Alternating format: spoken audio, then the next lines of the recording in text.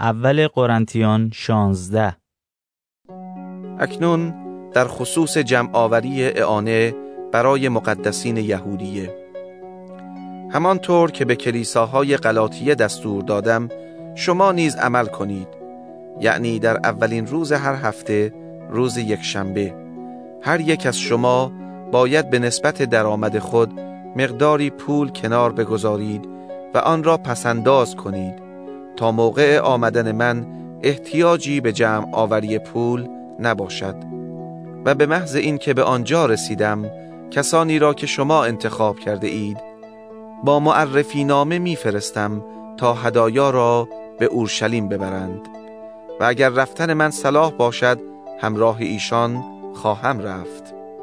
پس از گذشتن از مقدونیه پیش شما می آیم، زیرا قصد دارم از مقدونیه عبور کنم و احتمال می رود مدتی پیش شما بمانم و شاید زمستان را با شما به سر برم و به این وسیله با کمک شما به سفر خود به هر کجا باشد ادامه خواهم داد. در حال حاضر مایل نیستم در حین عبور از شما دیدن کنم، زیرا امیدوارم بعداً با اجازه خداوند مدتی پیش شما بمانم. من تا عید پنتیکاست در افسوس خواهم ماند، زیرا فرصت بزرگی برای خدمت مؤثری به من داده شده است، اگرچه مخالفین زیادی در آنجا وجود دارند. اگر تیموتائوس به آنجا آمد مواظب باشید که در میان شما هیچ نگرانی نداشته باشد، زیرا همان گونه که من در کار خداوند مشغولم او نیز کار می کند. پس هیچ کس او را حقیر نشمارد و او را کمک کنید تا به سلامتی به راه خود ادامه داده نزد من برگردد، زیرا برای آمدن او و سایر برادران چشم به راه هستم. در خصوص برادر ما اپولوس من او را زیاد تشویق کردم که به اتفاق برادران دیگر به دیدن شما بیاید، ولی کاملا متقاعد نشده است که در این موقع بیاید، اما هرگاه فرصت یافت خواهد آمد. هوشیار باشید، در ایمان ثابت بمانید، قوی و جوانمرد باشید، همه کارهای خود را با محبت انجام دهید. اکنون ای برادران، خانواده استیفان را میشناسید و میدانید که آنها اولین ایمانداران یونان بودند که خود را وقف خدمت به مقدسین نمودند. درخواست میکنم مطیع این اشخاص و هر شخص دیگری که با شما همکاری میکند و زحمت میکشد باشید. از آمدن استیفان و فرتوناتوس و اخائیکوس شاد شدم، زیرا غیبت شما را جبران کرده اند و نیروی تازه‌ای به روح من و همچنین به روح شما بخشیدند. از چنین اشخاص باید قدردانی کرد. کلیساهای آسیا به شما سلام میفرستند. اکیلا و پرسکیلا با کلیسایی که در خانه ایشان تشکیل می شود در خداوند سلام گرم به شما میفرستند. جمیع برادران سلام میفرستند. با بوسه مقدسانه به یکدیگر سلام گویید. در خاتمه من پولس با خط خود درود میفرستم. ملعون است هر که خداوند را دوست ندارد. ماراناتا، یعنی ای خداوند ما بیا. فیض خداوند ما عیسی با همه شما باد. محبت من همواره با همه شما که با عیسی مسیح متحد هستید باشد. آمین.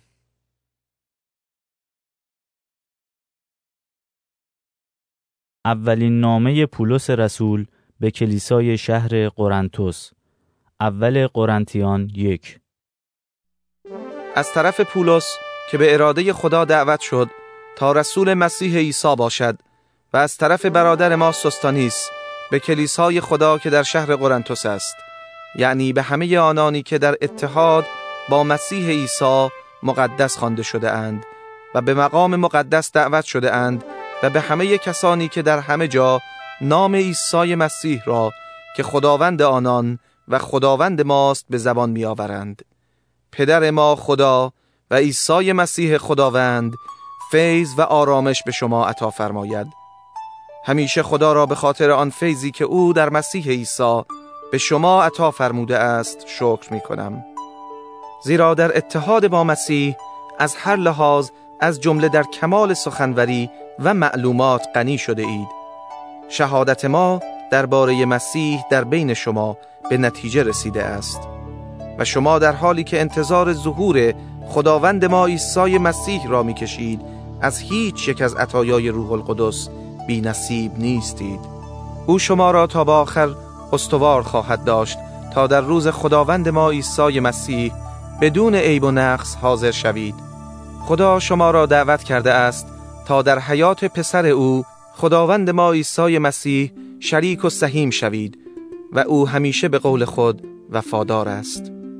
ای برادران، به نام خداوند ما عیسی مسیح از شما درخواست می کنم که همه شما در آنچه که می گویید توافق داشته باشید و دیگر بین شما اختلاف و نفاقی نباشد، بلکه با یک فکر و یک هدف کاملا متحد باشید.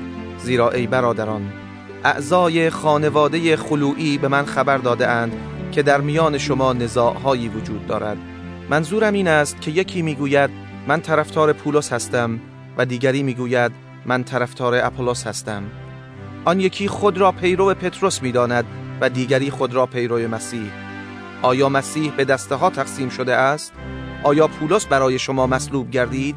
آیا به نام پولس تعمید گرفتید؟ خدا را شکر که هیچ یک از شما را جز کرسپوس و قایوس تعمید ندادم. بنابراین هیچ کس نمیتواند ادعا کند که من او را به نام خود تعمید دادم.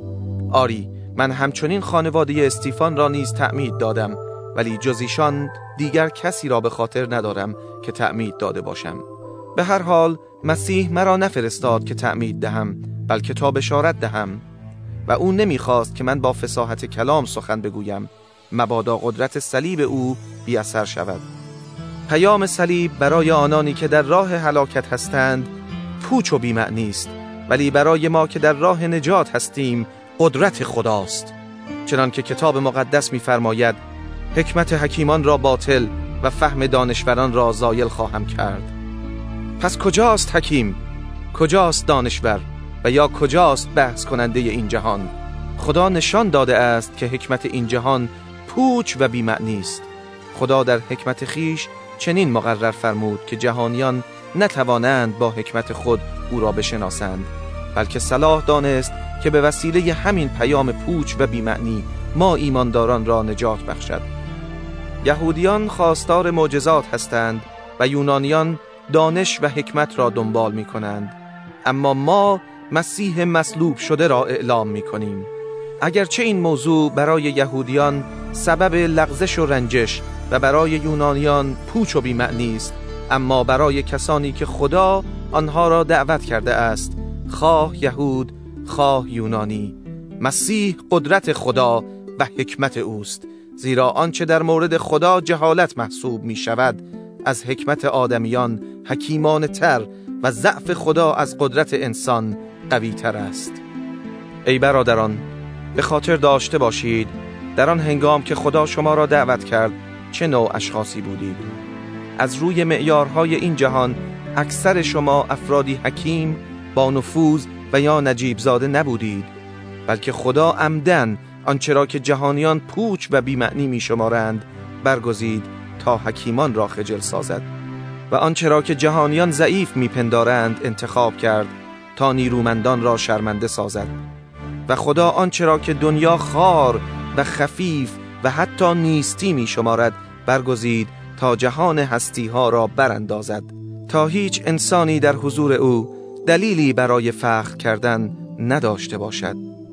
خدا شما را با مسیح متحد ساخت و مسیح را برای ما حکمت، نیکی مطلق، پاکی و آزادی گردانیده است. بنابراین چنان که کلام خدا می‌فرماید هر که بخواهد فخر کند باید به خداوند فخر نماید. اول قرنتیان 2. ای برادران، وقتی من برای اعلام اسرار الهی به نزد شما آمدم با فصاحت و فلسفه انسانی نیامدم، زیرا من تصمیم گرفته بودم تا زمانی که در میان شما هستم همه چیز جز عیسی مسیح مصلوب شده را فراموش کنم. من با ضعف و با ترس و لرز به میان شما آمدم و سخن و پیام خود را با دلایل مجذوب کننده فلسفی بیان نکردم، بلکه آن را با روح القدس و قدرت او به ثبوت رسانیدم تا ایمان شما بر قدرت خدا متکی باشد، نه بر فلسفه انسانی. البته فلسفه و حکمتی هست که آن را در میان اشخاصی که در روح بالغ هستند بیان می کنیم، اما آن حکمتی نیست که متعلق به این جهان و یا حکمرانان این جهان باشد، حکمرانانی که به سوی نابودی پیش می روند، بلکه حکمت مرموز خدا را که از چشم آدمیان پوشیده بود و خدا آن را از ازل برای جلال ما قرار داده بود ابراز می کنیم. هیچ یک از حکمرانان این جهان این را نفهمیدند، زیرا اگر فهمیده بودند خداوند جلال را مصلوب نمی کردند. اما چنان که کتاب مقدس می گوید آنچه را که هرگز چشمی ندیده و گوشی نشنیده و به خاطر انسان خطور نکرده است، خدا برای دوستداران خود مهیا نموده است. خدا این همه را به وسیله روح خود از راه الهام به ما آشکار ساخته است، زیرا روح القدس همه چیز حتی کنه نیات الهی را کشف می کند.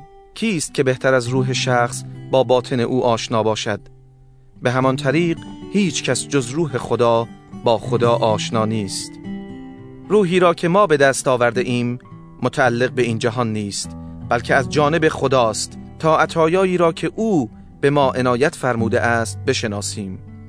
ما درباره این حقایق با عباراتی که از حکمت انسان ناشی می شود سخن نمی گوییم، بلکه با آنچه که روح القدس به ما می آموزد و به این وسیله تعالیم روحانی را برای اشخاص روحانی بیان می نماییم. کسی که روحانی نیست نمی تواند تعالیم روح خدا را بپذیرد، زیرا به عقیده او این تعالیم پوچ و بی‌معنی هستند و در واقع چون تشخیص این گونه تعالیم محتاج به بینش روحانی است، آنها نمی توانند آن را درک کنند. ولی شخص روحانی قادر است درباره همه چیز قضاوت کند، ولی هیچ کس نمی تواند درباره او درست قضاوت نماید، زیرا به قول کتاب مقدس چه کسی افکار خدا را می داند و کی می تواند چیزی به او بیاموزد؟ به هر حال ما اکنون می توانیم مثل مسیح فکر کنیم. اول قرنتیان 3. و اما ای برادران، من نتوانستم همانطور که با افراد روحانی صحبت می کنم با شما سخن گویم، بلکه ناچار شدم همانطوری که با اشخاص نفسانی و یا کسانی که در ایمان به مسیح هنوز بچه هستند با شما صحبت کنم. به شما شیر دادم نه غذای بزرگسالان، زیرا برای آن آماده نبودید و هنوز هم آماده نیستید، چون شما هنوز هم نفسانی هستید. وقتی حسادت و نزاع در میان شما هست، آیا این نشان نمی دهد که نفسانی هستید و مثل سایر مردم رفتار می کنید؟ وقتی یکی می گوید من طرفدار پولس هستم و دیگری می گوید من طرفدار اپولوس هستم، آیا مثل سایر مردم نیستید؟ آخر اپولوس کیست؟ پولس کیست؟ آنان فقط خادمانی هستند که با اجرای مأموریتی که خداوند به ایشان داده وسیله ایمان شما گردیدند. من کاشتم، اپولوس آبیاری کرد، ولی اصل کار یعنی رشد و نمو با خداست. کسی که میکارد و یا کسی که آبیاری میکند اهمیت زیادی ندارد. در رشد و نمو گیاه کار عمده با خداست. کارنده و آبیاری کننده در یک سطح هستند و هر یک مطابق کار خود پاداش خواهند گرفت، زیرا در خدمت خدا ما همکاران او هستیم و شما مزرعه او و امارت او هستید. من با استفاده از قدرت فیض بخش خدا مانند یک بنای ماهر بنیادی گذاشتم و اکنون کسی دیگر بر روی آن می سازد. هر کس باید مواظب باشد که روی آن چگونه بنا می کند، زیرا شالوده دیگری غیر از آن چه ریخته شد نمی توان گذاشت و آن شالوده عیسی مسیح است. بعضی ها وقتی روی آن شالوده بنایی می سازند طلا و نقره و سنگ‌های عالی به کار می‌برند و اشخاص دیگر از چوب و گیاه و کاه استفاده می‌کنند. ولی چگونگی کار هر کس آشکار خواهد شد، زیرا روز داوری آن را ظاهر خواهد ساخت، چون آن روز با آتش همراه خواهد بود و آتش کیفیت کار همه را می آزماید و ماهیتش را نشان می دهد. اگر آنچه را که آدمی بر روی آن شالوده ساخته است از آتش سالم بیرون آید، آن شخص پاداش خود را خواهد یافت. اما اگر کارهای دست او سوخته شود، پاداش خود را از دست خواهد داد، ولی خود او نجات خواهد یافت، مانند کسی که از میان شعله‌های آتش گذشته و نجات یافته باشد. آیا نمی‌دانید که شما خانه خدا هستید و روح خدا در شما ساکن است؟ اگر کسی خانه خدا را آلوده سازد، خدا او را تباه خواهد ساخت، زیرا خانه خدا باید پاک و مقدس باشد و آن خانه شما هستید. هیچ کس خود را فریب ندهد.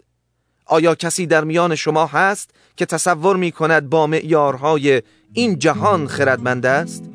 او باید ابله شود تا واقعاً خردمند گردد. زیرا آنچه که از نظر این جهان حکمت و خرد به حساب می آید، در نظر خدا پوچ و بی‌معنی است. چنان که کلام خدا می فرماید: خدا خردمندان را در نیرنگ‌های خودشان گرفتار می سازد. و باز می فرماید: خداوند می داند که نقشه‌های خردمندان بیهوده است. پس هیچ کس نباید به آنچه که انسان می کند ببالد. در واقع همه چیز به شما تعلق دارد. پولس، اپولوس، پتروس، این جهان، زندگی، مرگ، زمان حال و زمان آینده، همه اینها متعلق به شما و مال شماست و شما مال مسیح هستید و مسیح از آن خداست. اول قرنتیان 4. همه باید ما را خادمان مسیح و مباشرین حقایق اسرارآمیز الهی بدانند. مسلماً یک مباشر باید قابل اعتماد باشد. اما اگر به وسیله شما و یا یک دادگاه انسانی داوری شوم، برای من کوچکترین اهمیتی ندارد. من درباره خود قضاوت نمی کنم. شاید من در خود عیبی نمی بینم، ولی این دلیل نیست که من بیگناه هستم. خود خداوند است که درباره من قضاوت خواهد کرد. پس قبل از روز داوری درباره دیگران داوری نکنید، بلکه منتظر آمدن خداوند باشید، زیرا او آنچه را که در تاریکی پنهان است در برابر نور آشکار خواهد ساخت و نیات پنهانی آدمیان را فاش خواهد کرد. در آن وقت هر کس آنطور که شایسته اوست از جانب خدا تحسین خواهد شد. ای برادران، به خاطر شما خودم و اپولوس را نمونه قرار دادم تا از ما یاد بگیرید که از آنچه که نوشته شده است نباید تجاوز کرد، تا هیچ یک از شما خودپسندانه به یک نفر نبالد و دیگری را خوار نشمارد. زیرا کیست که تو را برتر ساخته است؟ جز آنچه که از دیگران گرفته ای چه داری؟ پس اگر از کسی دیگر گرفتی، چرا طوری به خود فخر می کنی که گویا از خود داشته ای؟ اکنون دیگر تمام آرزوهای شما برآورده شده است. حالا همه چیز برای شما فراهم است و اکنون بدون ما به سلطنت رسیده اید. ای کاش واقعاً این طور بود تا ما نیز با شما سلطنت می کردیم. چنین به نظر می رسد که خدا ما رسولان را مانند اسیران محکوم به مرگ که در آخر صف لشکریان قرار دارند به معرض نمایش گذارده و ما را در مقابل چشم تمام کائنات، چه فرشته و چه انسان، به تماشا گذاشته است. آری، به خاطر مسیح ابله محسوب می شویم، ولی شما در مسیح مردمان با شعوری هستید. ما ضعیفیم و شما قوی، ما را حقیر می شمارند و به شما افتخار می کنند. تا به این ساعت ما گرسنه و تشنه ایم، لباس کافی نداریم، کتک می خوریم، آواره و سرگردان هستیم. با وجود این با دستهای خود کار می کنیم و زحمت میکشیم. وقتی فحش میشنویم دعای خیر میکنیم. وقتی آزار میبینیم تحمل میکنیم. وقتی به ما توهین میشود با مهربانی پاسخ میدهیم. ما مانند زباله جهان و لجن عالم انسانیت گشته و هنوز هم همین حالت را داریم. اینها را ننوشتم تا شما را خجل سازم، بلکه خواستم شما را مانند فرزندان عزیز خود نصیحت نمایم. زیرا اگرچه شما هزاران معلم در مسیح داشته باشید، ولی بیشتر از یک پدر نخواهید داشت. و من با دادن بشارت انجیل مسبب اتحاد شما با مسیح شده و به این وسیله پدر شما گشتم. بنابراین از شما درخواست می کنم از من تقلید کنید. برای این منظور تیموتائوس را پیش شما فرستادم. او فرزند عزیز و وفادار من در خداوند است. اصولی را که از مسیح آموختم و در همه جا در کلیساها تعلیم می دهم او به شما یادآوری خواهد کرد. اما عده‌ای چون فکر می کنند که من نزد شما نخواهم آمد مغرور شده اند. ولی اگر خدا بخواهد به زودی پیش شما خواهم آمد و آن وقت دیگر ادعاهای اشخاص مغرور را قبول نمی کنم، بلکه می خواهم ببینم که قدرت آنها تا چه حد است. زیرا پادشاهی خدا عبارت از حرف نیست، بلکه از قدرت است. من چگونه نزد شما بیایم؟ با شلاق و یا با مهربانی و ملایمت؟ اول قرنتیان 5. در حقیقت شایع شده است که در میان شما یک نوع رابطه جنسی نامشروع وجود دارد و این عمل آنقدر زشت است که حتی در میان کافران هم یافت نمی شود. زیرا می شنوم که شخصی با زن پدر خود رابطه دارد. چرا به عوض این که خجل گشته و مقصر را از میان خود بیرون کنید افتخار هم می کنید؟ اگرچه من جسماً از شما دور هستم، ولی روحاً حاضرم و چنان شخص مجرم را در نام خداوند عیسی محکوم ساختم که گویی خودم در آنجا حضور داشتم. پس وقتی که شما با روح من و قدرت عیسی خداوند ما جمع شوید، این شخص را به شیطان تسلیم کنید تا طبیعت نفسانی او نابود شده و در روز خداوند، یعنی روز داوری، روحش نجات یابد. فخر شما در این مورد بیجاست. مگر نمی‌دانید که با کمی خمیر مایه مقدار زیادی خمیر ور می آید؟ پس اگر می خواهید خمیر تازه فطیر باشید چنان که هستید، باید خمیر مایه کهنه را تماماً از میان بردارید. زیرا مسیح که قربانی عید فسح ماست ذبح شده است. بنابراین عید فسح را نه با خمیر مایه ترش و کهنه، خمیر مایه بدخواهی و شرارت، بلکه با نان فطیر که نان صمیمیت و صداقت است نگاه داریم. در نامه ای به شما نوشتم که با اشخاص شهوتران معاشرت نکنید، ولی منظور من این نبود که با تمام اشخاص شهوتران این جهان یا طمعکاران و کلاهبرداران و یا بتپرستان کاری نداشته باشید، زیرا در این صورت مجبور میشوید این دنیا را ترک کنید. بلکه مقصود من این بود که با کسانی که خود را مسیحی می‌دانند ولی مرتکب زنا، طمع، بتپرستی، ناسزاگویی، مستی و یا کلاهبرداری می‌گردند معاشرت نکنید. حتی با چنین اشخاصی غذا هم نخورید. زیرا من با افراد خارج از کلیسا چه کار دارم که درباره آنها قضاوت کنم؟ وظیفه شما این است که نسبت به اهل کلیسا داوری کنید و داوری افرادی که خارج از کلیسا هستند با خدا خواهد بود. آن مرد شریر را از میان خود برانید. اول قرنتیان 6.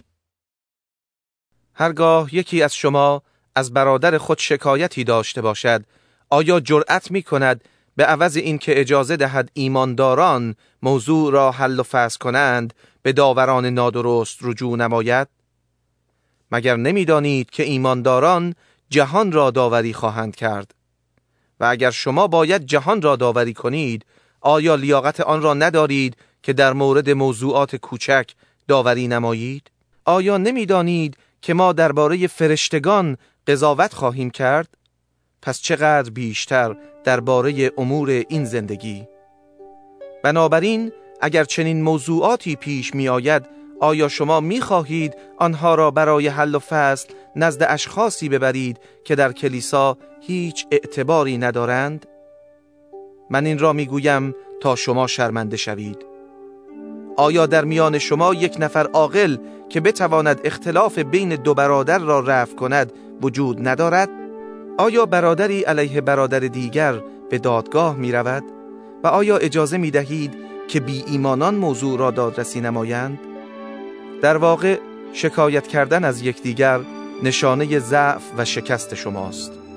آیا برای شما بهتر نیست که مظلوم واقع شوید؟ آیا بهتر نیست که گول کسی را بخورید؟ ولی در عوض شما نسبت به دیگران ظلم می کنید و آنها را گول می زنید و حتی با برادران خود هم همین طور می کنید. مگر نمی دانید که مردمان نادرست در پادشاهی خدا نصیبی نخواهند داشت؟ خود را فریب ندهید. افراد شهوتران، بتپرستان، زناکاران، لواطگران، دزدان، طمعکاران، مستان، ناسزاگویان و کلاهبرداران در پادشاهی خدا هیچ بهره ای نخواهند داشت. و بعضی از شما چنان بودید، ولی اکنون از گناهان خود پاک شده اید و جزو مقدسین خدا گشته و به نام عیسی مسیح خداوند و روح خدای ما کاملا نیک محسوب شده اید. ممکن است کسی بگوید در انجام هر کاری آزاد هستم، اما هر کاری مفید نیست. آری، من در انجام هر کار آزادم، اما نمیگذارم که چیزی مرا بنده خود سازد. باز هم ممکن است کسی بگوید خوراک برای شکم و شکم برای خوراک است. آری، اما سرانجام خداوند هر دو را نابود خواهد ساخت. بدن انسان برای شهوترانی نامشروع ساخته نشده است، بلکه برای خداوند است و خداوند برای بدن است. و چنان که خدا عیسی خداوند را با قدرت خود پس از مرگ زنده گردانید، ما را نیز زنده خواهد گردانید. آیا نمی دانید که بدنهای شما اعضای بدن مسیح هستند؟ آیا شایسته است که عضوی از بدن مسیح را بردارم و آن را عضو بدن یک فاحشه بسازم؟ ابداً! مگر نمی دانید مردی که با فاحشه بپیوندد جسماً با او یکی می شود؟ زیرا کلام خدا می فرماید این دو یک تن واحد خواهند بود. اما هر که به خداوند بپیوندد روحاً با او یکی است. از شهوترانی بگریزید. هر گناه دیگری که انسان مرتکب می شود خارج از بدن است، اما هر که مرتکب گناهان جنسی می شود نسبت به بدن خود گناه می کند. آیا نمی دانید بدن شما معبد روح القدس است که خداوند به شما بخشیده است و در شما ساکن است؟ علاوه بر این شما دیگر صاحب بدن خود نیستید، زیرا با قیمت گزافی خریده شده اید. پس بدنهای خود را برای جلال خدا به کار ببرید. اول قرنتیان 7. و اما درباره چیزهایی که به من نوشتید، بهتر است که مرد مجرد بماند، ولی چون اطراف ما پر از وسوسه های جنسی است، بهتر است هر مرد برای خود زنی و هر زنی نیز برای خود شوهری داشته باشد. زن و شوهر باید وظایف زناشویی خود را نسبت به یکدیگر انجام دهند. زن اختیار بدن خود را ندارد، زیرا او متعلق به شوهر خویش است، و همچنین مرد اختیار بدن خود را ندارد، زیرا به زن خود تعلق دارد. یکدیگر را از حقوق زناشویی محروم نسازید، مگر با رضایت طرفین برای مدتی از یکدیگر دوری کنید تا وقت خود را صرف راز و نیاز با خدا نمایید. اما پس از آن روابط شما در امور زناشویی به صورت عادی برگردد. مبادا ضعف شما در این مورد باعث شود تسلیم وسوسه های شیطان شوید. این یک قانون نیست، این امتیازی است که به شما میدهم. کاش همه شما در این مورد مانند من باشید، اما خداوند به هر کس استعداد خاصی داده است، به یکی یک جور و به دیگری به نحوی دیگر. به افراد مجرد و بیوه زنان میگویم برای شما بهتر است که مانند من مجرد بمانید، ولی اگر نمیتوانید جلوی امیال خود را بگیرید، ازدواج کنید، زیرا ازدواج کردن از سوختن در آتش شهوت بهتر است. برای متأهلان دستوری دارم که دستور خودم نیست، بلکه از جانب خداوند است. یک زن شوهردار نباید شوهرش را ترک کند، اما اگر چنین کند یا باید تنها بماند و یا آنکه دوباره با شوهرش آشتی کند. شوهر نیز نباید زن خود را طلاق بدهد. به دیگران میگویم، این را من میگویم نه خداوند. اگر مردی مسیحی زنی بی ایمان داشته باشد و آن زن راضی به زندگی با او باشد، مرد نباید او را طلاق دهد. و همچنین زن مسیحی که شوهر بی ایمان دارد و شوهرش راضی به زندگی با او باشد، آن زن نباید شوهرش را ترک کند، زیرا شوهر بی ایمان به وسیله زن ایماندار با خدا تماس دارد و زن بی ایمان نیز به وسیله شوهر ایماندار خود چنین تماسی با خدا خواهد داشت. در غیر این صورت فرزندان شما نجس می بودند، حالان که اکنون از مقدسین هستند. اما اگر یک نفر بی ایمان بخواهد همسر مسیحی خود را ترک کند، مختار است. در این گونه موارد همسر مسیحی چه زن و چه شوهر دیگر مقید نیست، زیرا خدا ما را برای زندگی آرام خوانده است. ای زن، از کجا معلوم که شوهرت به وسیله تو نجات نیابد؟ و ای مرد، تو از کجا میدانی که وسیله نجات زن خود نخواهی شد؟ به هر حال هر کس در آن حالی که خدا برایش معین نموده و او را در آن حال خوانده است بماند. دستور من در تمام کلیساها این است. آیا مرد مختونی دعوت خدا را پذیرفته است؟ چون این شخص آرزوی نامختونی نکند. آیا کسی در نامختونی خوانده شده است؟ او نیز نباید مختون شود. مختون بودن یا نبودن اهمیت ندارد. آنچه مهم است اطاعت از فرمانهای خداست. پس هر کس باید در همان حالتی بماند که در آن دعوت خدا را پذیرفت. آیا در بردگی خوانده شدی؟ از این ناراحت نباش، اما اگر می توانی آزادی خود را به دست آوری، آن را از دست نده. زیرا غلامی که به اتحاد با خداوند دعوت شده باشد، آزاد شده خداوند است. همچنین شخص آزادی که دعوت خداوند را پذیرفته است، غلام مسیح می باشد. شما به قیمت گزاف خریده شده اید، پس به بندگی انسان تن در ندهید. بنابراین ای برادران، هر کس در همان حالتی که در آن خوانده شده بماند، ولی با خدا زندگی کند. در خصوص افراد مجرد از طرف خداوند دستوری ندارم، ولی به عنوان کسی که به لطف خداوند قابل اعتماد است، عقیده خود را اظهار می دارم. با توجه به اوضاع وخیم فعلی بهتر است هر کس همان گونه که هست بماند. آیا متأهل هستی؟ خواهان طلاق نباش. آیا مجرد هستی؟ در فکر ازدواج نباش. اما اگر ازدواج کنی گناه نکرده ای. و دختری که شوهر کند مرتکب گناه نشده است، ولی زن و شوهر در این زندگی دچار زحمت خواهند شد و من نمیخواهم شما در زحمت بیفتید. ای برادران، مقصودم این است: وقت زیادی باقی نمانده است و از این پس حتی آنانی که زن دارند باید طوری زندگی کنند که گویا مجرد هستند. عزاداران طوری رفتار نمایند که گویی غمی ندارند. خوشحالان طوری زندگی کنند که گویی خوشی را فراموش کرده اند و خریداران طوری رفتار کنند که گویی مالک آنچه خریده اند نیستند و کسانی که به کارهای دنیوی اشتغال دارند طوری زندگی کنند که دلبسته این جهان نشوند، زیرا حالت کنونی جهان به زودی از بین خواهد رفت. آرزوی من این است که شما از هر نوع نگرانی به دور باشید. مرد مجرد به امور الهی علاقمند است و میخواهد خداوند را خوشنود سازد، اما مرد متأهل به امور دنیوی علاقمند است و میخواهد همسر خود را خوشنود سازد. و به این سبب او به دو جهت کشیده می شود. همانطور یک زن مجرد یا یک دوشیزه به امور الهی علاقه دارد و مایل است در جسم و روح مقدس باشد، اما زن شوهردار به چیزهای دنیوی دلبستگی دارد، یعنی می‌خواهد شوهر خود را خوشنود نماید. برای خیریت شما این را میگویم و مقصودم این نیست که برای شما قید و بند به وجود آورم، بلکه می‌خواهم آنچه را که صحیح و درست است انجام دهید و بدون هیچ اشتغال خاطر تمام وقت و هستی خود را وقف خداوند نمایید. با وجود این، اگر کسی تصور کند که نسبت به دختر خود بی انصافی می کند و دختر او از حد بلوغ گذشته و باید ازدواج کند و اگر او می خواهد دخترش ازدواج نماید، گناهی مرتکب نشده است.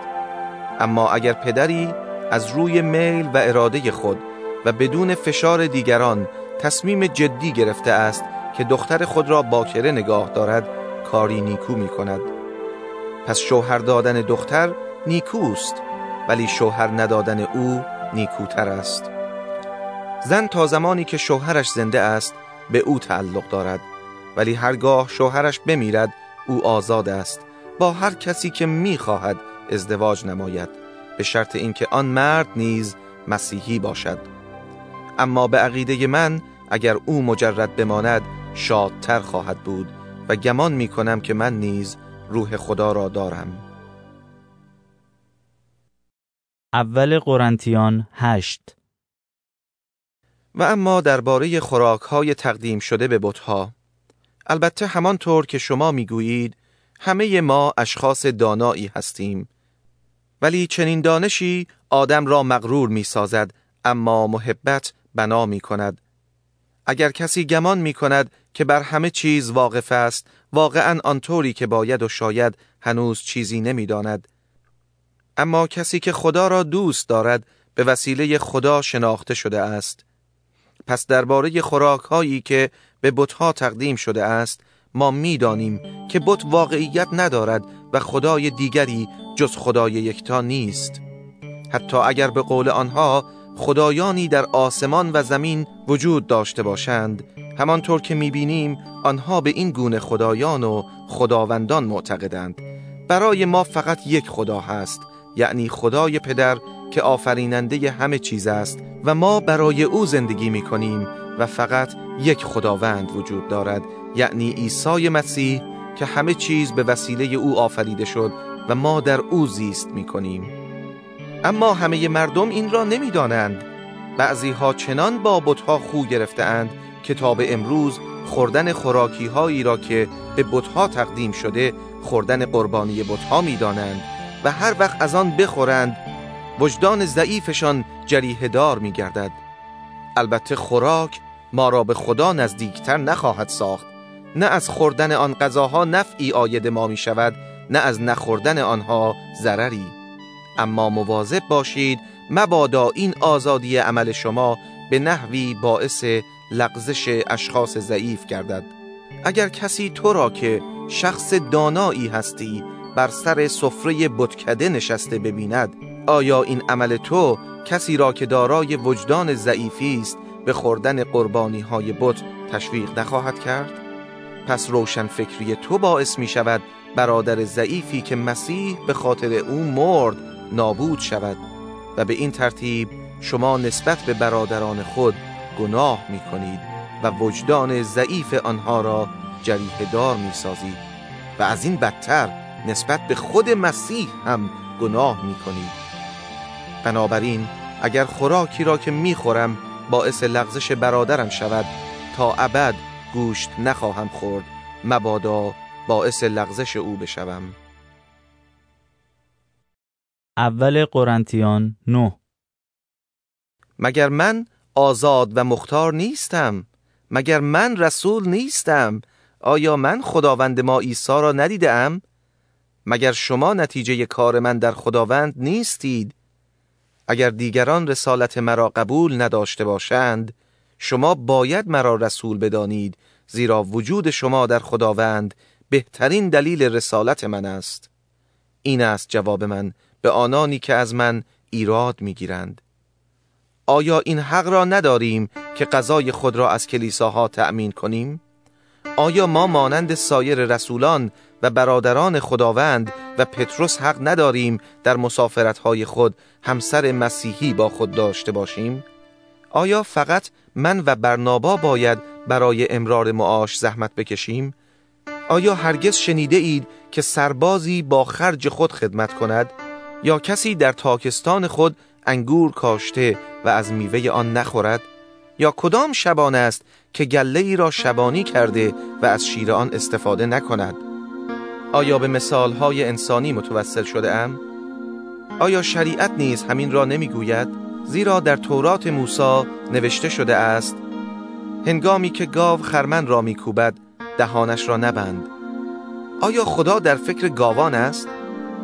یا واقعاً به خاطر ما بود که این گونه سخن گفت؟ البته در مورد ما نوشته شده است، زیرا آن که شخم میزند و آن که خرمن میکوبد به امید سهیم شدن در محصول کار میکند. ما در میان شما بذر روحانی کاشتیم.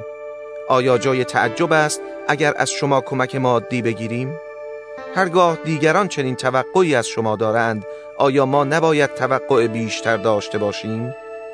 در هر صورت ما از حق خود استفاده ننموده ایم، بلکه همه چیز را تحمل کرده ایم تا مانعی بر سر راه پیشرفت انجیل مسیح نگذارده باشیم. مگر نمی‌دانید که کارکنان معبد از آنچه به معبد اهدا می شود می خورند و خادمین قربانگاه معبد از قربانی‌های آن سهمی می گیرند؟ و به همان طریق خداوند دستور داده است کسانی که بشارت می دهند معاش خود را از آن راه تأمین کنند. اما من از هیچ یک از این حقوق استفاده نکرده ام و این را هم به آن منظور نمی نویسم که برای خود چنین حقی کسب کنم. برای من مرگ بهتر است از این که کسی افتخارات مرا بیهوده سازد. اگر من بشارت دهم نمی توانم فخر کنم، زیرا از انجام آن ناگزیرم. وای بر من اگر بشارت ندهم. اگر کار خود را از روی میل انجام دهم پاداش می گیرم و اگر از روی میل انجام ندهم باز هم مأموریتی است که به من سپرده شده و باید انجام دهم. پس پاداش من چیست؟ پاداش من این است که وقتی بشارت می دهم انجیل را مفت و مجانی به دیگران می رسانم. یعنی من از حقوق خود به عنوان یک مبشر صرف نظر می کنم. زیرا اگرچه کاملا آزادم و برده کسی نیستم، خود را غلام همه ساختم تا به وسیله من عده زیادی به مسیح ایمان آورند. برای این منظور وقتی با یهودیان هستم مانند یک یهودی زندگی می کنم و وقتی که بین کسانی هستم که تابع شریعت موسی هستند مانند آنها رفتار می کنم، اگرچه من تابع شریعت نیستم. و برای اینکه غیر یهودیان که شریعت موسی را ندارند به مسیح ایمان آورند هم رنگ آنان شدم. منظورم نافرمانی از شریعت خدا نیست، چون در واقع من تحت فرمان مسیح هستم. همچنین در میان افراد ضعیف مثل آنها ضعیف شدم تا به وسیله من آنها به مسیح ایمان آورند. در واقع با همه هم رنگ شده ام تا به هر نحوی وسیله نجات آنها بشوم. همه این کارها را به خاطر انجیل انجام می دهم تا در برکات آن سهیم گردم. مگر نمی دانید که در مسابقه 2 اگرچه همه شرکت کنندگان می دوند ولی فقط یک نفر جایزه می گیرد؟ شما نیز طوری بدوید که آن جایزه نصیب شما شود. ورزشکاری که خود را برای مسابقه آماده می کند سخت می کوشد و از زیاده روی خودداری می کند. آنها چنین می کنند تا تاج گلی را که زود پژمرده می شود به دست آورند، ولی ما این کار را به خاطر تاجی که تا ابد باقی می ماند انجام می دهیم. بنابراین من می دوم ولی نه بدون هدف. من مشت می زنم اما نه مثل کسی که به هوا مشت می زند. بدن خود را می کوبم و آن را تحت فرمان خود در می آورم.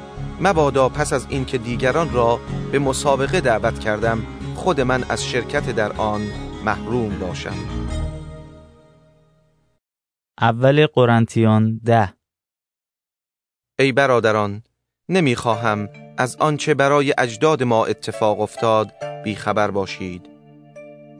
درست است که همه آنها در زیر سایه ابر بودند و همه از دریا عبور کردند و همه به عنوان پیروان موسی در ابر و دریا تعمید گرفتند و همه از یک نان روحانی می‌خوردند و از آب روحانی می‌نوشیدند، زیرا از صخره‌ای معجزه آمیز که ایشان را دنبال می‌کرد می‌نوشیدند و آن صخره مسیح بود. ولی با وجود این خدا از اکثر آنان خوشنود نبود و به این سبب جسدهای آنها در سرتاسر بیابان پراکنده شد. همه این چیزها برای ایشان اتفاق افتاد تا برای ما عبرتی باشد، تا ما مانند آنها آرزوی چیزهای پلید نکنیم. مثلا مانند بعضی از آنها بت پرست نباشید، چنان که کتاب مقدس میگوید قوم اسرائیل نشستند تا بخورند و بنوشند و برخاستند تا به لهو و لعب بپردازند. مرتکب گناهان جنسی نشویم، چنان که بعضی از آنها مرتکب شدند و در عرض یک روز 23,000 نفر از آنان مردند. خداوند را امتحان نکنیم، به طوری که بعضی از ایشان امتحان کردند و به وسیله مارها هلاک گردیدند.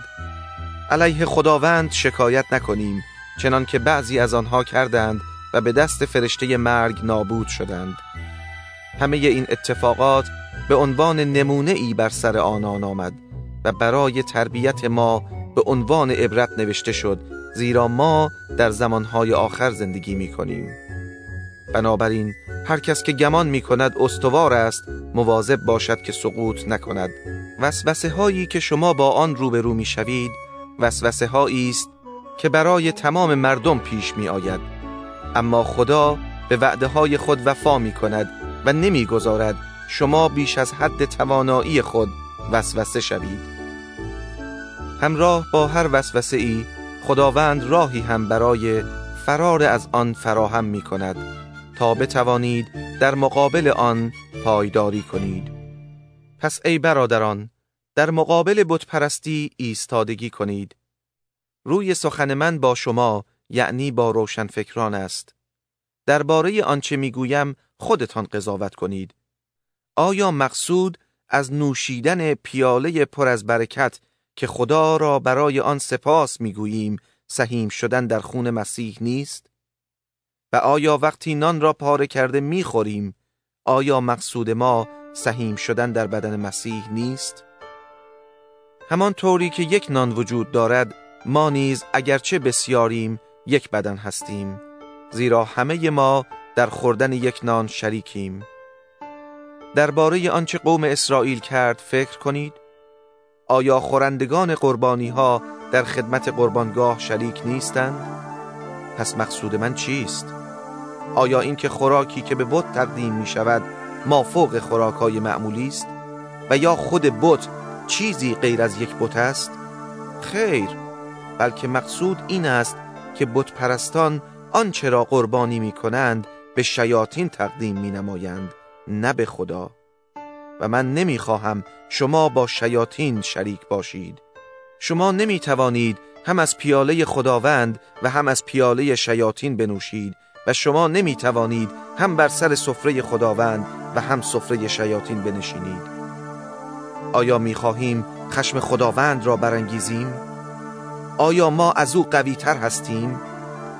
می گویید در انجام هر کاری آزادیم. درست است، اما هر کاری برای ما صلاح نیست. آری، همانطور که می گویید در انجام هر کاری آزادیم، اما هر کاری مفید نیست.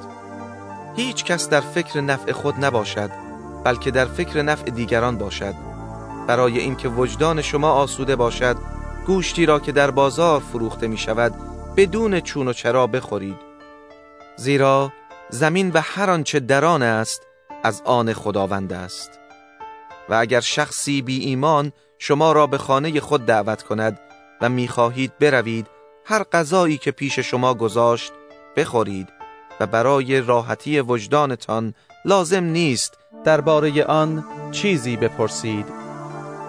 اما اگر او به شما بگوید این گوشت قربانی است، به خاطر آن کسی که شما را آگاه ساخت و به خاطر وجدان آن غذا را نخورید.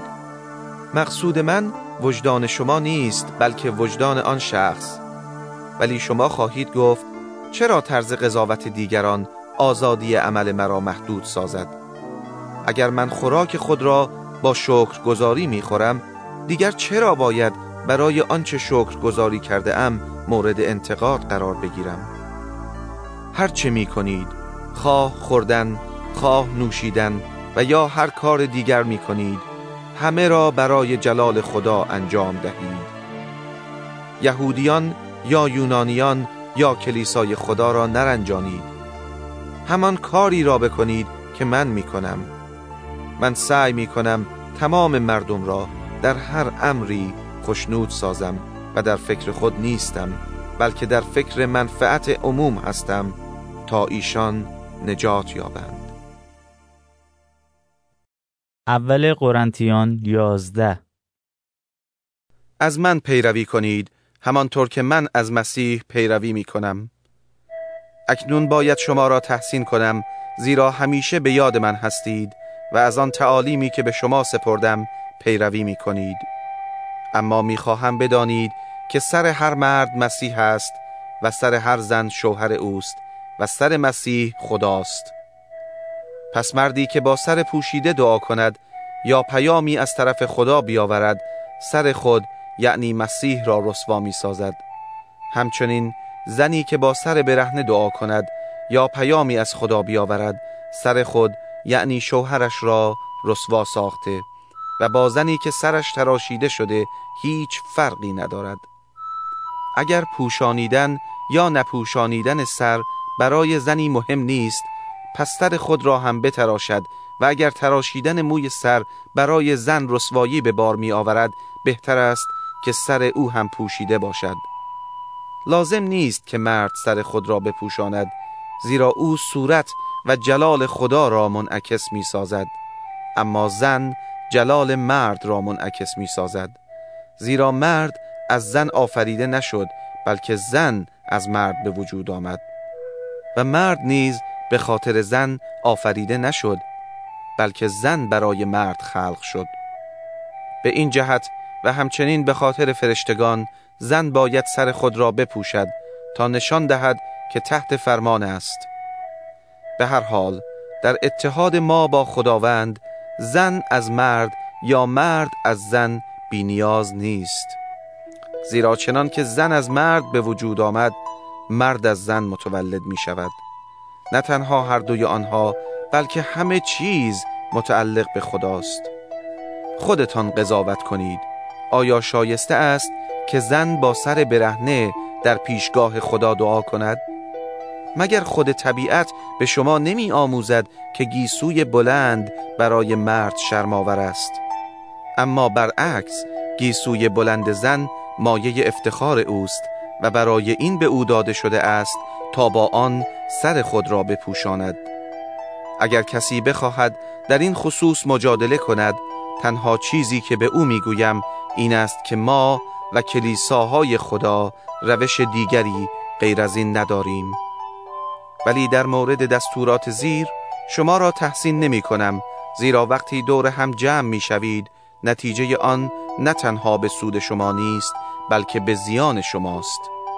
اولا میشنوم هنگامی که به صورت کلیسا دور هم جمع می شوید، به دسته های مختلف تقسیم می گردید و این را تا اندازه ای باور می کنم، زیرا شکی نیست که باید در میان شما دسته هایی به وجود آید تا اشخاص صمیمی شناخته شوند. وقتی دور هم جمع می شوید برای خوردن شام خداوند نیست، زیرا در هنگام خوردن هر کسی با عجله شام خود را می خورد و در نتیجه عده‌ای گرسنه می مانند، در حالی که دیگران مست می شوند. عجب! مگر خانه ای ندارید که در آن بخورید و بنوشید؟ آیا به این وسیله می خواهید کلیسای خدا را تحقیر نمایید و اعضای نیازمند را خجل سازید؟ به شما چه بگویم؟ آیا می توانم در این امر شما را تحسین کنم؟ ابداً. تعالیمی را که به شما دادم از خود خداوند گرفتم و آن این بود که عیسی خداوند در شبی که تسلیم دشمنان شد نان را گرفت و بعد از شکرگزاری آن را پاره کرده گفت: این است بدن من برای شما، این را به یاد من به جا آورید. همانطور پس از شام پیاله را نیز برداشته گفت: این پیاله همان پیمان تازه است که با خون من بسته می شود. هرگاه این را می نوشید به یاد من بنوشید. زیرا تا وقت آمدن خداوند هرگاه این نان را بخورید و پیاله را بنوشید مرگ او را اعلام می کنید. بنابراین اگر کسی به طور ناشایست نان را بخورد و پیاله را بنوشد نسبت به بدن و خون خداوند مرتکب خطا خواهد شد. بنابراین هر کس باید خود را بیازماید، آن وقت از آن نان بخورد و از آن پیاله بنوشد. زیرا کسی که معنی و مفهوم بدن مسیح را درک نکند و از آن بخورد و بنوشد با خوردن و نوشیدن آن خود را محکوم می سازد. به همین سبب است که بسیاری از شما ضعیف و مریض هستید و عده‌ای نیز مرده اند. اما اگر اول خود را می آزمودیم محکوم نمی شدیم، ولی خداوند ما را داوری و تنبیه می کند تا با جهان محکوم نگردیم. پس ای برادران، هر وقت برای خوردن شام خداوند دور هم جمع می شوید منتظر یکدیگر باشید. و اگر کسی گرسنه است در منزل خود غذا بخورد، مبادا جمع شدن شما باعث محکومیت شما شود. و در خصوص مطالب دیگر هر وقت به آنجا بیایم آنها را حل و فصل خواهم کرد. اول قرنتیان 12. و اما درباره عطایای روح القدس، ای برادران، من نمیخواهم در این خصوص بی اطلاع باشید. شما میدانید زمانی که هنوز خدا ناشناس بودید به سوی بت‌های بی زبان کشیده می شدید و گمراه می گشتید. پس باید بفهمید که اگر کسی تحت تأثیر روح خدا باشد نمی تواند عیسی را لعن کند و کسی هم نمی تواند عیسی را خداوند بداند مگر به وسیله روح القدس. عطایای روحانی گوناگون است، اما همه آنها را یک روح می بخشد. خدمات ما گوناگون است، اما تمام این خدمات برای یک خداوند است. فعالیت‌های ما نیز مختلف است، اما یک خدا است که در همه عمل می کند. در هر فرد روح خدا به نوعی خاص برای خیریت تمام مردم تجلی می کند.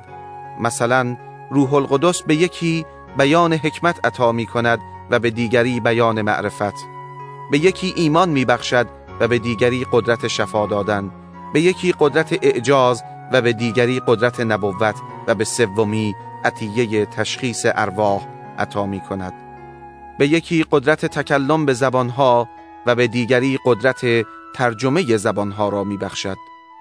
اما کلیه این عطایا کار یک روح واحد است و او آنها را بر طبق اراده خود به هر کس عطا می فرماید. بدن انسان واحدی است که از اعضاء بسیار تشکیل شده و اگرچه دارای اعضای متفاوت می باشد باز هم بدن واحد است و مسیح هم همین طور می باشد. پس همه ما خواه یهود خواه یونانی، خواه برده خواه آزاد، به وسیله یک روح در یک بدن تعمید یافته ایم و همه از همان روح پر شده ایم تا از او بنوشیم. بدن از یک عضو ساخته نشده بلکه شامل اعضای بسیار است. اگر پا بگوید چون دست نیستم به بدن تعلق ندارم، آیا به خاطر این حرف دیگر عضو بدن نیست؟ یا اگر گوش بگوید به علت اینکه چشم نیستم به بدن متعلق نیستم، آیا به این دلیل دیگر عضو بدن محسوب نمی شود؟ اگر تمام بدن چشم بود چگونه می توانست بشنود؟ و اگر تمام بدن گوش بود چگونه می توانست ببوید؟ در حقیقت خدا جای مناسبی را به همه اعضای بدن طبق اراده خود بخشیده است. اگر تنها یک عضو بود بدنی وجود نمی داشت، اما در واقع اعضا بسیار است ولی بدن یکی است و چشم نمی تواند به دست بگوید محتاج تو نیستم، یا سر نمی تواند به پا بگوید به تو نیازی ندارم. برعکس، اعضایی که به ظاهر ضعیفند وجودشان بیش از همه ضروری است و اعضایی را که پست می شماریم با دقت بیشتری می پوشانیم و آن قسمت از اعضای بدن خود را که زیبا نیستند با توجه خاصی می آراییم، حالان که اعضای زیبای ما به چنین آرایشی احتیاج ندارند. آری، خدا اعضای بدن را طوری به هم مربوط ساخته که به اعضای پست‌تر بدن اهمیت بیشتری داده می شود، تا به این ترتیب در بین اعضای بدن ناهماهنگی به وجود نیاید، بلکه تمام اعضا نسبت به یکدیگر توجه متقابل داشته باشند. اگر عضوی به درد آید، اعضای دیگر در درد آن عضو شریک هستند. همچنین اگر یکی از اعضا مورد تحسین واقع شود، اعضای دیگر نیز خوشحال خواهند بود. باری، شما جمعاً بدن مسیح و فرداً فرد عضوی از اعضای بدن او هستید. مقصودم این است که خدا در کلیسا اشخاص معینی را به شرح زیر قرار داده است: اول رسولان، دوم پیامبران، سوم معلمین و بعد از اینها معجزه کنندگان و شفادهندگان و مددکاران و مدیران و آنانی که به زبانهای مختلف سخن میگویند. آیا همه رسول یا پیامبر یا معلم هستند؟ آیا همه معجزه می کنند؟ یا قدرت شفا دادن دارند؟ آیا همه به زبانها سخن می گویند؟ یا همه زبانها را ترجمه می کنند؟ پس با اشتیاق خواهان بهترین عطایا باشید و اکنون بهترین راه را به شما نشان خواهم داد. اول قرنتیان 13. اگر به زبانهای مردم و فرشتگان سخن گویم ولی محبت نداشته باشم، فقط یک طبل میان تهی و سنج پرسر و صدا هستم. اگر قادر به نبوت و درک کلیه اسرار الهی و تمام دانشها باشم و دارای ایمانی باشم که بتوانم کوهها را از جایشان به جای دیگر منتقل کنم، ولی محبت نداشته باشم، هیچ هستم. اگر تمام دارایی خود را به فقرا بدهم و حتی بدن خود را در راه خدا به سوختن دهم، اما محبت نداشته باشم، هیچ سودی عاید من نخواهد شد. محبت بردبار و مهربان است. در محبت حسادت و خودبینی و تکبر نیست. محبت رفتار ناشایسته ندارد، خودخواه نیست، خشمگین نمی شود و کینه به دل نمی گیرد. محبت از ناراستی خوشحال نمی شود، ولی از راستی شادمان می گردد. محبت در همه حال صبر می کند و در هر حال خوشباور و امیدوار است و هر باری را تحمل می کند. نبوت از بین خواهد رفت و گفتن به زبانها خاتمه خواهد یافت و بیان معرفت از میان می رود، اما محبت هرگز از میان نخواهد رفت. عطایایی مانند معرفت و نبوت جزئی و ناتمام است، اما با آمدن کمال هر آنچه جزئی و ناتمام است از بین می رود. موقعی که بچه بودم بچگانه حرف می زدم و بچگانه تفکر و استدلال می کردم. حالا که بزرگ شدم از روش‌های بچگانه دست کشیدم. آنچه را اکنون می بینیم مثل تصویر تیره و تار آینه است، ولی در آن زمان همه چیز را روبرو خواهیم دید. آنچه را اکنون می دانیم جزئی و ناکامل است، ولی در آن زمان معرفت ما کامل خواهد شد، یعنی به اندازه کمال معرفت خدا نسبت به من. خلاصه این سه چیز باقی میماند: ایمان و امید و محبت، ولی بزرگترین اینها محبت است. اول قرنتیان 14. پس همیشه در پی محبت باشید و در عین حال مشتاق کسب عطایای روح القدس و مخصوصاً عطیه نبوت باشید، زیرا کسی که به زبانها سخن میگوید روی سخن او با خداست، نه با مردم، چون دیگران آنچه را که او میگوید نمیفهمند، زیرا او با قدرت روح القدس اسرار الهی را به زبان می آورد. اما از طرف دیگر آن که نبوت می کند برای تقویت و تشویق و تسلی دیگران با آنها سخن می گوید. کسی که به زبانها سخن می گوید تنها خود را تقویت می کند، ولی کسی که نبوت می کند کلیسا را تقویت می نماید. اگر همه شما به زبانها سخن گویید خوشحالم، ولی ترجیح می دهم که همه شما نبوت کنید، زیرا اهمیت کسی که نبوت می کند از کسی که به زبانها سخن می گوید بیشتر است، مگر اینکه کسی بتواند سخن او را ترجمه نماید تا کلیسا تقویت شود. پس ای برادران، اگر من پیش شما بیایم و به زبانها سخن بگویم چه سودی برای شما خواهم داشت؟ هیچ، مگر اینکه برای شما مکاشفه‌ای یا معرفتی یا پیامی یا تعلیمی از جانب خدا بیاورم. حتی سازهای بیجان مثل نی یا چنگ اگر به طور شمرده و واضح نواخته نشوند، چگونه شنوندگان درک نمایند که آهنگ آنها چیست؟ باز هم اگر شیپور صدایی نامفهوم بدهد، کیست که خود را آماده جنگ سازد؟ همچنین اگر شما به زبانها سخنان نامفهوم بگویید، چگونه دیگران بفهمند چه میگویید؟ در این صورت سخنان شما باد هوا خواهد بود.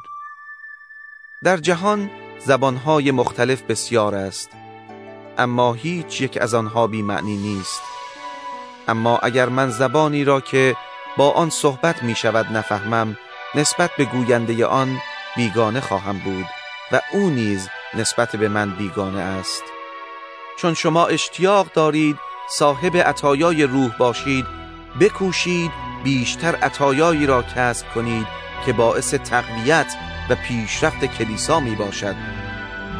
بنابراین آن کسی که به زبانها سخن می گوید باید دعا کند که قادر به ترجمه پیام خود باشد، زیرا اگر من به زبانها دعا کنم روح من مشغول دعاست، ولی عقل من در آن نقشی ندارد.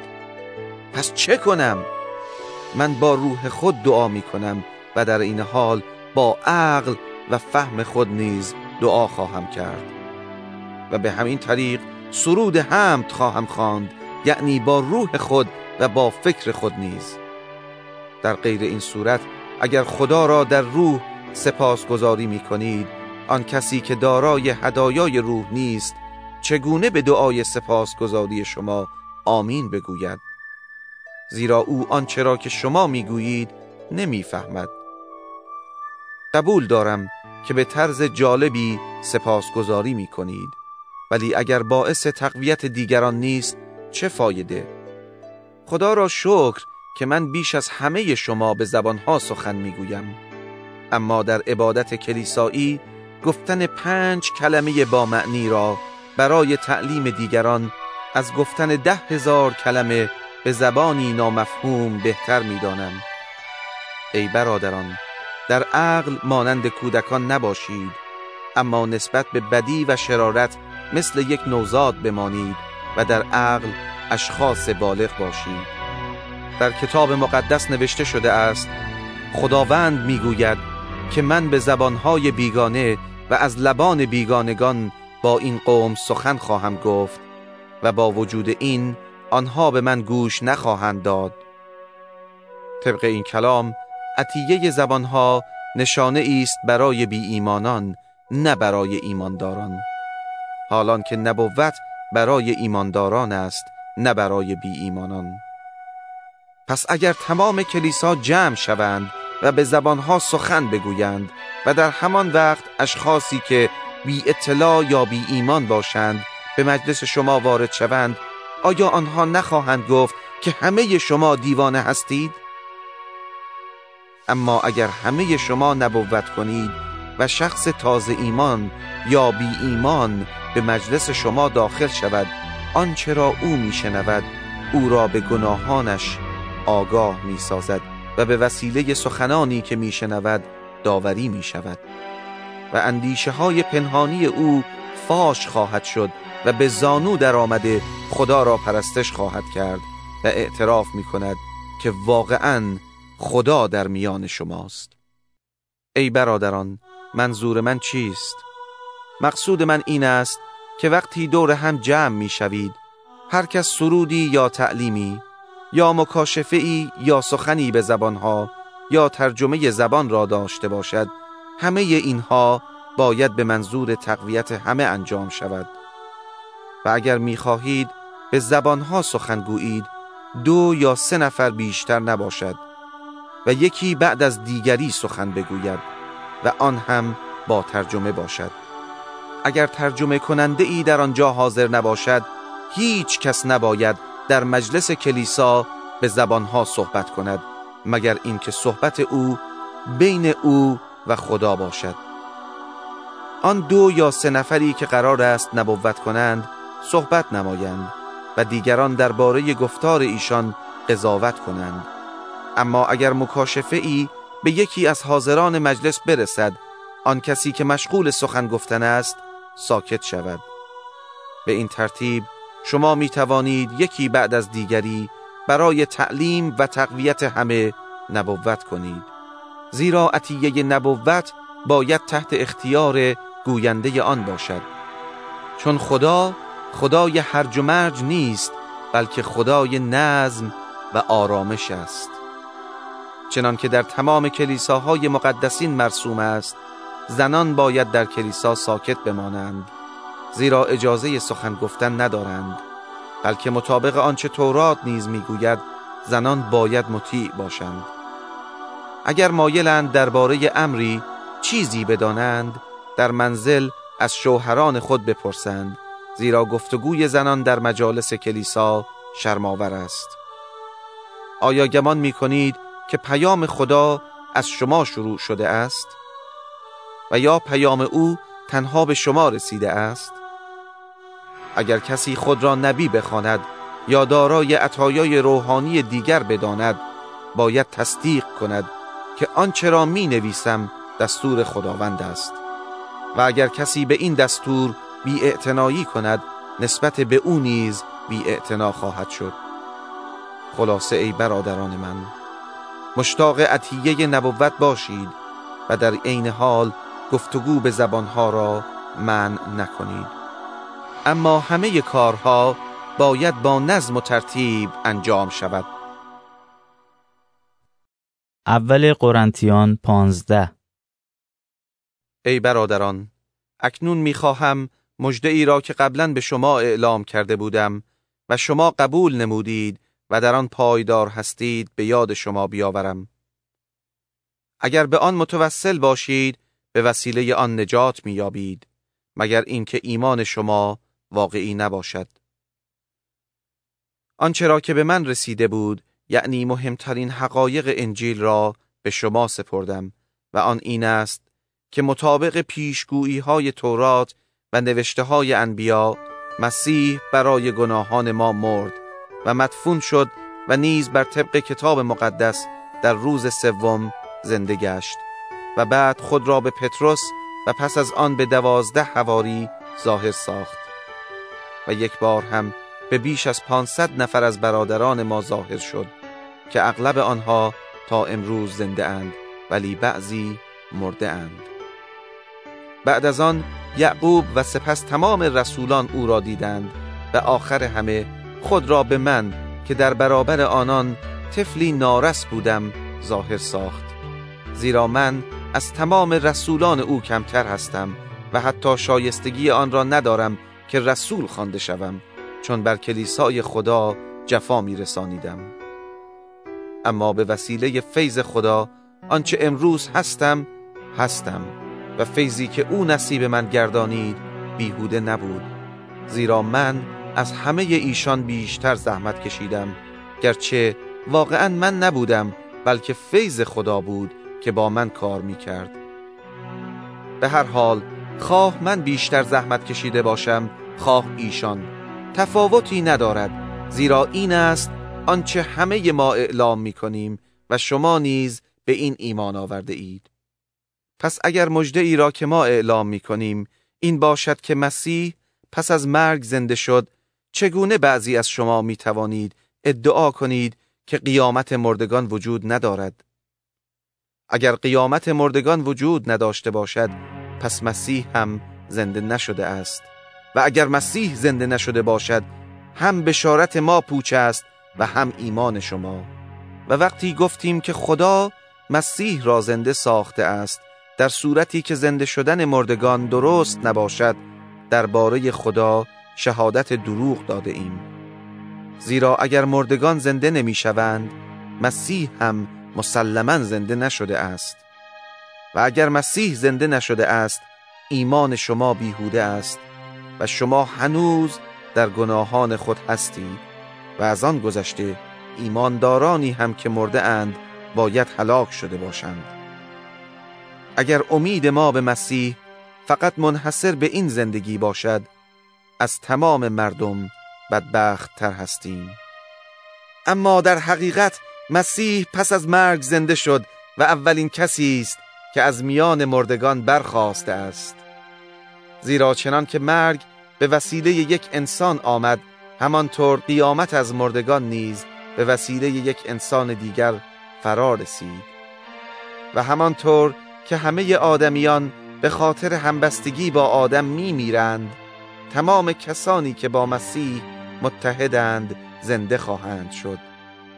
اما هر کس به نوبه خود زنده می شود، اول مسیح و بعد در وقت آمدن او آنانی که متعلق به او هستند. پس از آن پایان کار فرا خواهد رسید و مسیح تمام فرمانروایان و قوتها و قدرتها را برانداخته و پادشاهی را به خدای پدر خواهد سپرد. زیرا تا آن زمانی که خدا همه دشمنان را زیر پای مسیح نگذارد، او باید به سلطنت خود ادامه دهد. آخرین دشمنی که برانداخته می شود مرگ است. کلام خدا می گوید که خدا همه چیز را زیر پای مسیح قرار داده است، ولی البته معلوم است که عبارت همه چیز شامل خدا که همه چیز را تحت فرمان مسیح می گذارد نمی شود. وقتی که همه چیز تحت فرمان مسیح قرار بگیرد، مسیح نیز که پسر خداست خود را در اختیار خدا که همه چیز را به فرمان او گذاشت قرار خواهد داد تا خدا بر کل کائنات حاکم گردد. در غیر این صورت برای چه ادعی از طرف مردگان تعمید میگیرند؟ اگر مردگان اصلاً زنده نمی شوند چرا دیگران به نام ایشان تعمید میگیرند؟ و ما چرا باید در تمام ساعات زندگی با خطر روبرو باشیم؟ ای برادران، چون به اتحاد شما با خداوند عیسی مسیح افتخار می کنم، سوگند می خورم که هر روز با مرگ روبرو می شوم. اگر من فقط از روی انگیزه های انسانی در افسوس با جانوران می جنگیدم، چه چیزی عاید من می شد؟ اگر مردگان زنده نمی شوند پس بخوریم و بنوشیم، زیرا فردا خواهیم مرد. گول نخورید. معاشران بد اخلاق خوب را فاسد می سازند.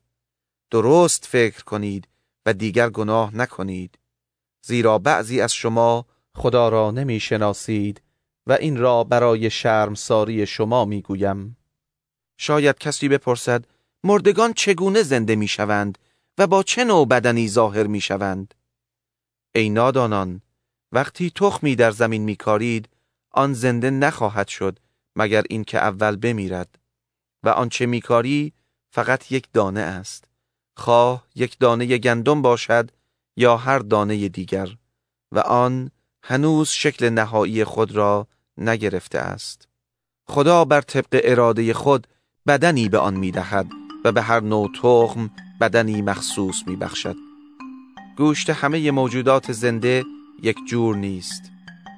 گوشت آدمیان یک جور است و هر دسته از حیوانات، پرندگان و ماهیان گوشت مخصوص به خود دارند. اجسام آسمانی با اجسام زمینی فرق دارند و زیبایی‌های آنها نیز با هم متفاوت است. زیبایی خورشید یک جور است و زیبایی ماه و ستارگان نحوی دیگر و حتی در میان ستارگان زیبایی‌های گوناگون یافت می‌شود. زنده شدن مردگان نیز چنین خواهد بود. آنچه به خاک سپرده می‌شود فانی است و آنچه بر می‌خیزد فنا ناپذیر است. آنچه به خاک می‌رود ذلیل و خوار است، آنچه بر می‌خیزد پرجلال است.